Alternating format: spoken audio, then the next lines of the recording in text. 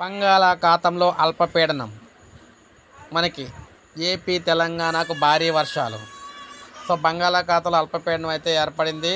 So మీరు చూసుకున్నట్లయితే అల్పపీడనం అయితే ఏర్పడిందనమాట బంగాళాఖాతంలోని.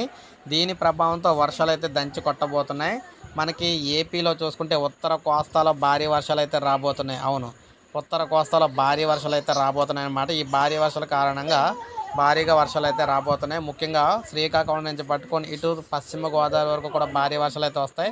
ఇక మిగిలిన జిల్లాలో చూసుకున్నట్లయితే కొంతవరకు చల్లబడి వాతావరణం మారుతుంది. ఇక మనం తెలంగాణ విషయానికి వచ్చినట్లయితే తెలంగాణలో కూడా వర్షాలు అయితే రాబోతూ ఉన్నాయి. తెలంగాణలోనే మనకి ఇక్కడ ఉమ్మడి అటు ఆదిలాబాద్ జిల్లా నుంచి పట్టుకొని ఇటు ఖమ్మం జిల్లా వరకు కూడా ఈ వర్షాలు అయితే వచ్చే అవకాశాలు అయితే కనిపిస్తూ ఉన్నాయన్నమాట. మిగిలిన తెలంగాణ ప్రాంతంలో కొంతవరకు కూడా చల్లబడే అవకాశం అయితే కనిపిస్తుంది. సో ఈ విధంగా మనకి బుధవారం నాడు అయితే వెదర్ రిపోర్ట్ అయితే ఉండబోతుంది అనమాట. సో ఒక లైక్ చేయండి, సబ్స్క్రైబ్ చేసుకోవద్దు, మన ఛానల్ సబ్స్క్రైబ్ చేసుకొని ఫాలో అవుతానండి.